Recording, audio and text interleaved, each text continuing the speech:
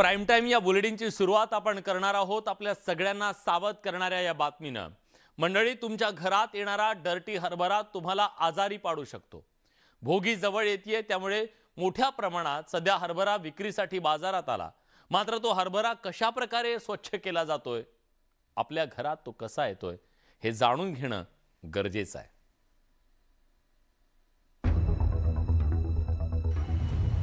Dirty हरभरा आरोग्यावर संक्रांत।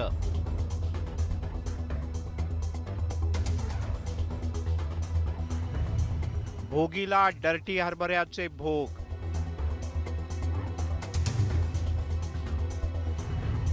नाल्याच्या पाण्यात हरभऱ्याची स्वच्छता।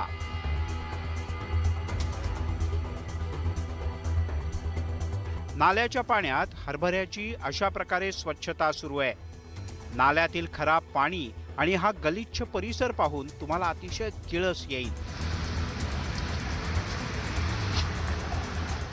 मात्र याच ठिकाणी या गलिच्छ पाण्यात हा किळसवाणा प्रकार सुरू आहे। विक्रीसाठी आणलेला हरभरा दिवसाढवळ्या इथे धुतला जातोय आणि या मुजोर विक्रेत्यांना कायद्याचा सुद्धा धाक वाटत नाही आणि मनाची लाज तर त्याहून वाटत नाही। क्या कर रहे धोखे? धोखे क्या कर रहे? हाँ, काय के लिए? बेचने के लिए। ऐसा गंदे पानी में धोते क्या? गंदा पानी है क्या? फिर क्या है? हाँ, ये सप्पा पानी है।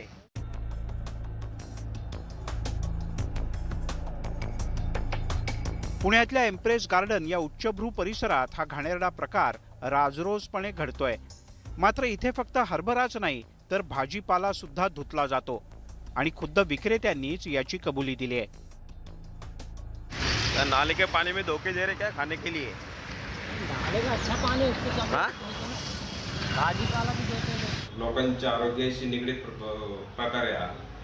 सरकारने याच्यावर ताबडतोब लक्ष घालून योग्य ती कारवाई करावी। मी या रस्त्याने नेहमी जात असतो।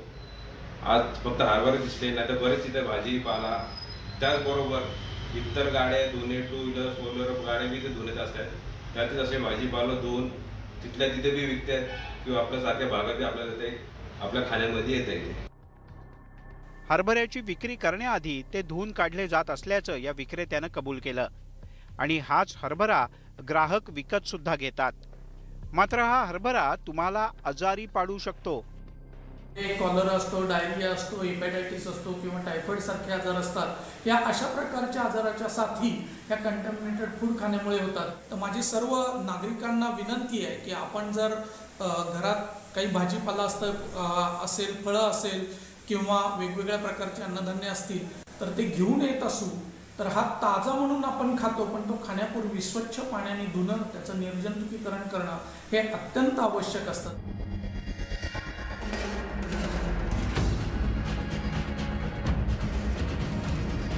अतिशय घाणेरड्या नाल्याच्या पाण्यात भाजीपाला धुण्याचे प्रकार याआधी सुद्धा उघडकीस आले आहेत। मात्र अन्न आणि औषध विभागाकडून कठोर कारवाई होत नसल्यानं नागरिकांच्या जीवाशी हा खेळ सर्रास सुरूच राहतो। त्यामुळे ग्राहकांनो, तुम्ही सजग राहा, तरच तुमचं आरोग्य सुरक्षित राहील।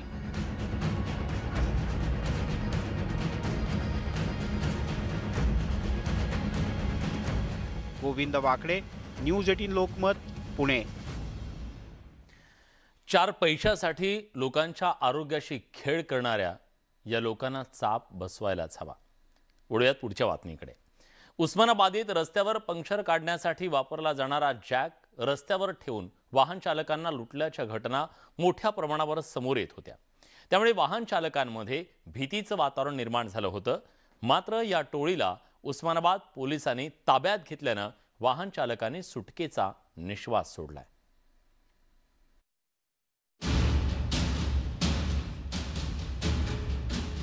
रस्त्यावर पडलेला जॅक उचलताय?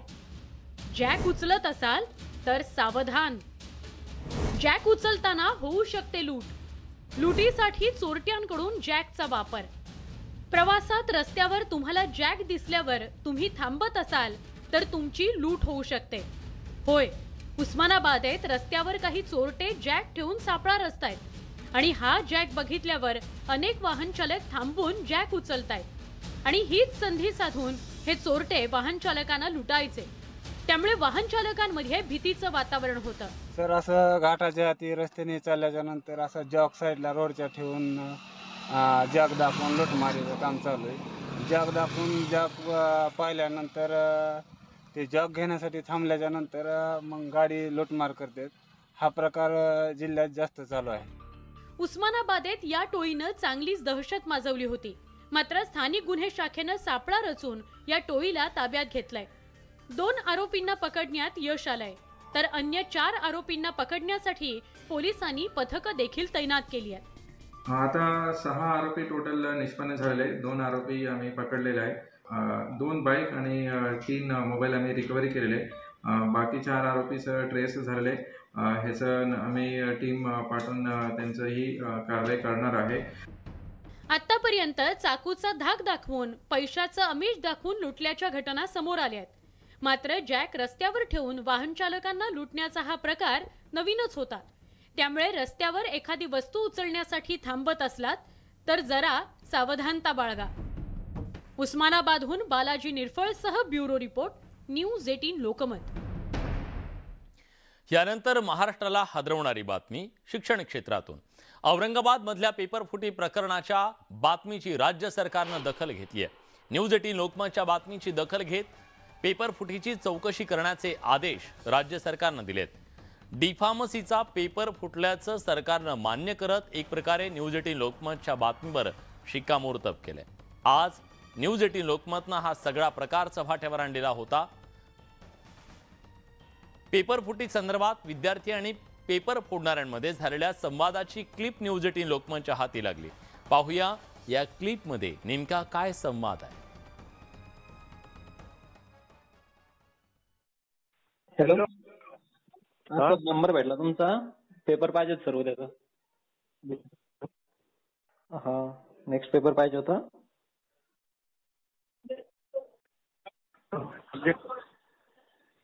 बॅक राहिलेले सर माझे मागच्या वेळेस, होईल का काम?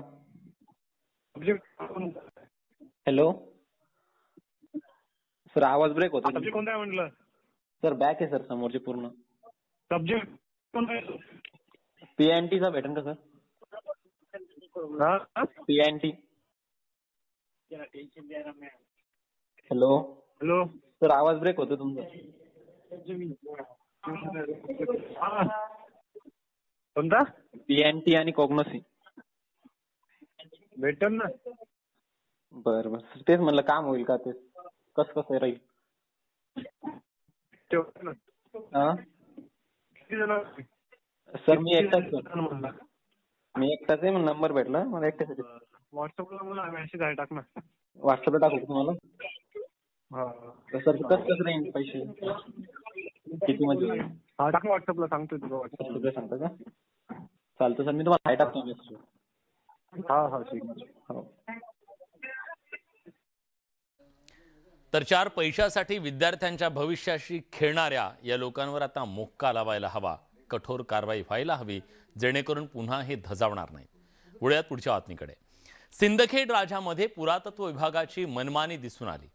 जिजाऊ जयंतीच्या निमित्तानं राजे लखुजी जाधवांचा फोटो लावायला पुरातत्व विभागाकडून मनाई करण्यात आली। ज्यांचा राजवाडा त्यांचाच फोटो लावायला मनाई करण्यात आली।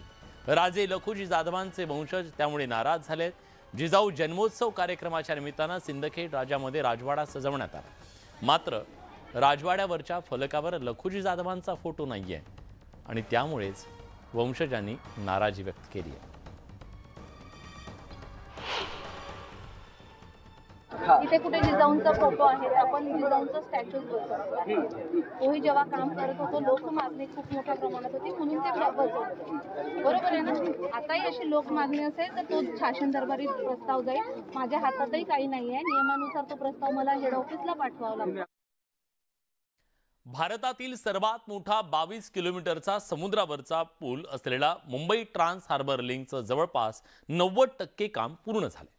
या प्रकल्पातील महत्त्वाचा टप्पा ठरणारा आर्थोट्रॉपिक स्टील डेक OSG जपान तंत्रज्ञानाच्या मदतीनं उभारण्यात आला। मुख्यमंत्री एकनाथ शिंदेंनी या प्रकल्पाची पाहणी करत आढावा घेतला। मुंबई ट्रान्स हार्बर प्रकल्प यावर्षी नोव्हेंबर महिन्यात बांधून पूर्ण होणार आहे। त्यानंतर ट्रान्स हार्बर लिंकवरून वाहतूक सुरू होणार आहे। शिवडी न्हावा सागरी सेतूमुळे प्रवास वेगवान होणार आहे।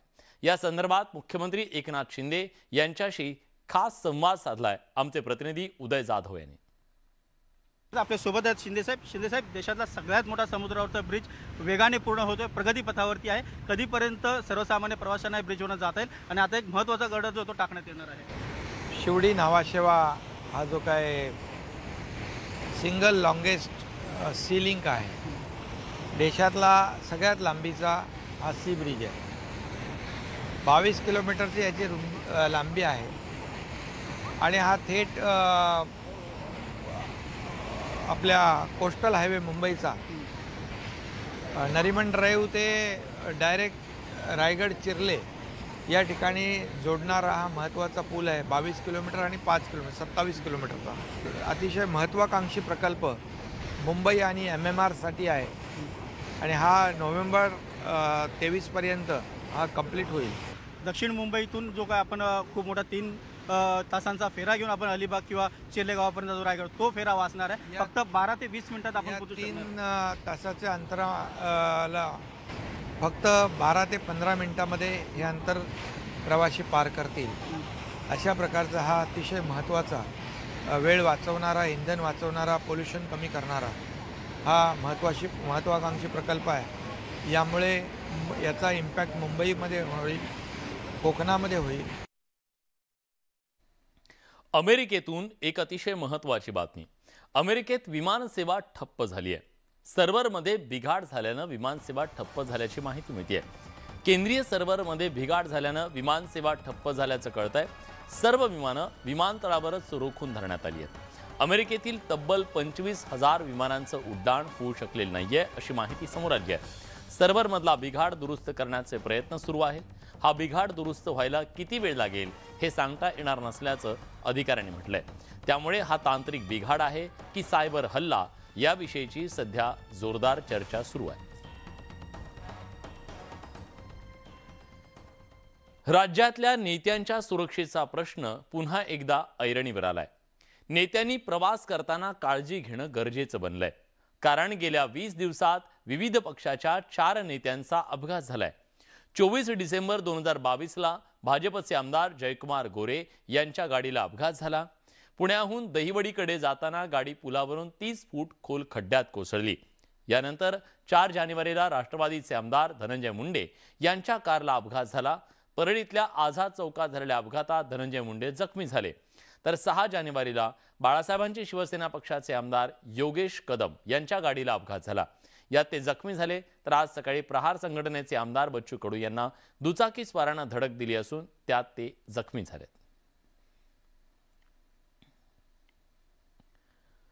प्रहार जनशक्ती पक्षाचे आमदार बच्चू कडू यांचा अमरावतीमध्ये अपघात झाला। सकाळी 6:30च्या सुमारास रस्ता ओलांडत असताना भरधाव बाईक स्वाराची त्यांना धडक बसली। ही धडक इतकी जबरदस्त होती की कडू थेट डिवायडरवर आदळले। या धडकेत बच्चू कडू यांच्या उजव्या पायाला आणि डोक्याला गंभीर दुखापत झाली आहे। त्यांना पुढील उपचारांसाठी नागपूरमधल्या न्यूरोन रुग्णालयात हलवण्यात आले। दरम्यान कडू यांनी ट्विट करत प्रकृती ठीक असल्याची माहिती दिली आहे। हितचिंतकांना भेटायला त्यांनी न येण्याची विनंती केली आहे।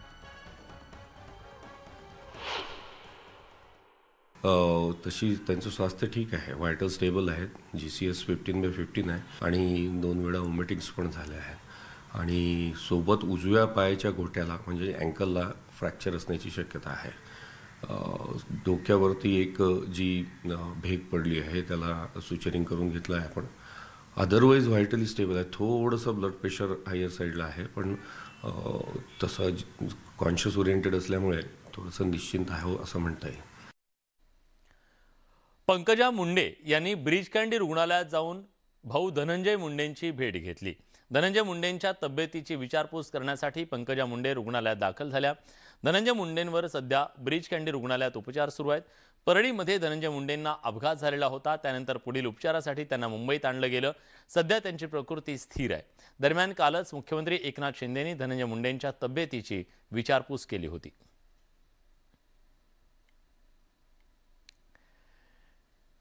उपमुख्यमंत्री देवेंद्र फडणवीसांनी त्यांना मराठी सिनेमा आणि नाटकाची आवड कशामुळे लागली याचं रहस्य सांगितलंय.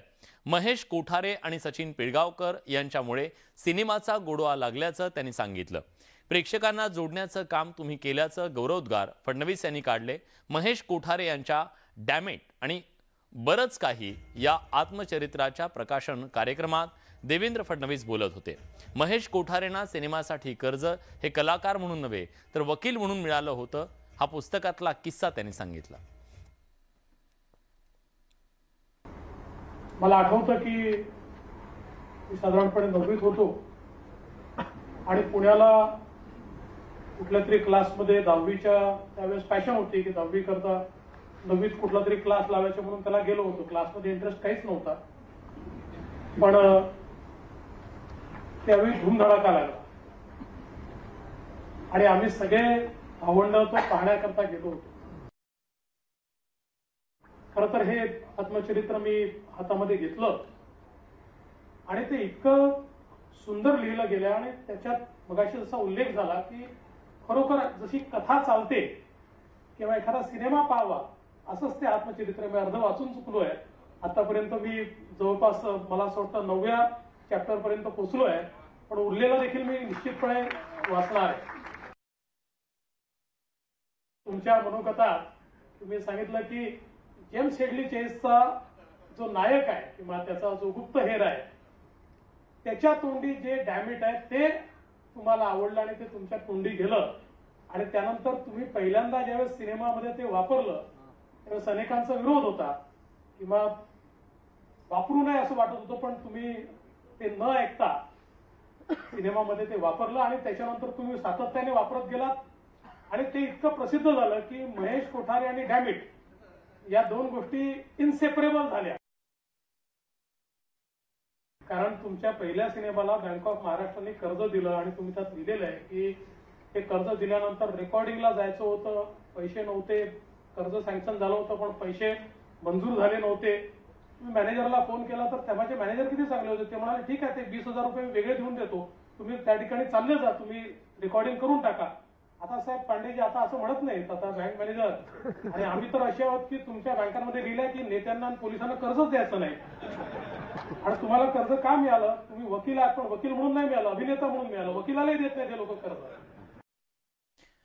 सैन्य दलातील अग्निवीर भरतीवरून प्रचंड गदारोळ झाला. मात्र याच अग्निवीर योजनेला तरुणाईचा प्रतिसाद मिळत असून या भरती प्रक्रियेतल्या पहिल्या तुकडीचं प्रशिक्षण सुरू झालंय.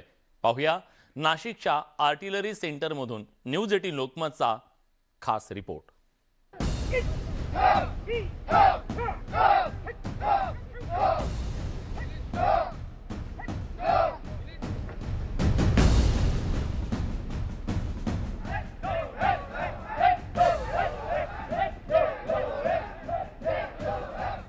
शत्रूंशी 2 हात करण्यासाठी सज्ज, शत्रूला 4 मुंड्या चित करण्याची ही तयारी. हे आहेत अग्निवीर.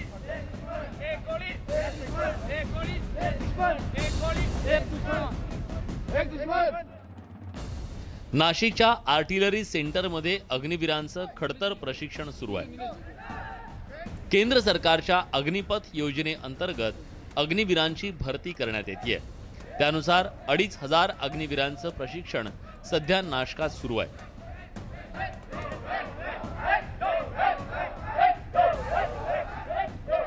पहाटे 5 वाजल्यापासून धावणं, उड्या मारणं या बेसिकसह फायरिंग पर्यंतचं ॲडव्हान्स ट्रेनिंग इथं दिलं जात आहे.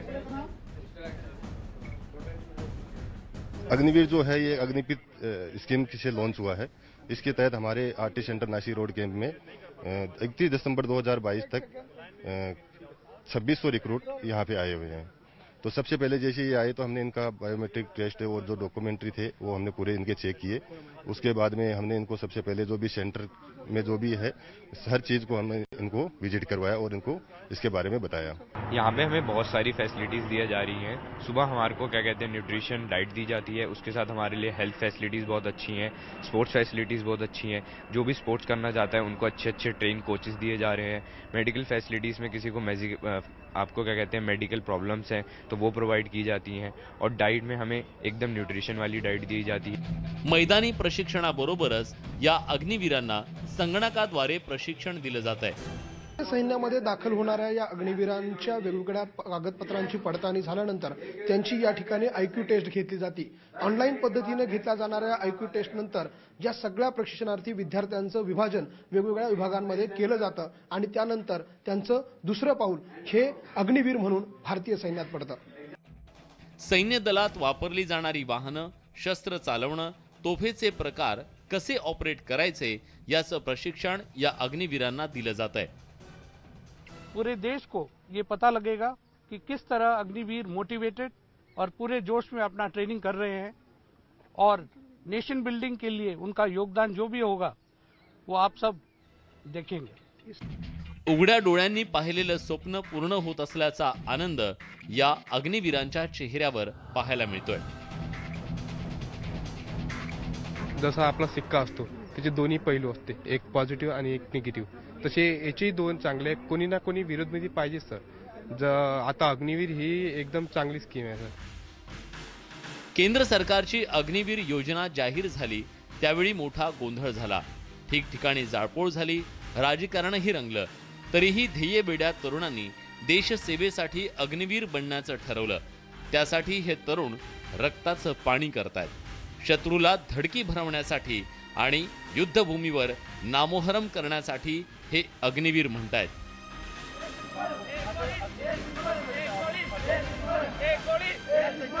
व्हिडिओ जर्नलिस्ट हेमंत बागुल सह लक्ष्मण घाटोळ, न्यूज 18 लोकमत, नाशिक। यानंतर बातमी मेगा भरतीची आहे। लवकरच राज्यात 40,000 पदांची भरती होणार आहे। सर्व महानगरपालिका, नगरपरिषदा आणि नगरपंचायतींमध्ये भरतीची कार्यवाही तातडीने सुरू करण्याचे निर्देश मुख्यमंत्री एकनाथ शिंदेंनी दिले आहेत।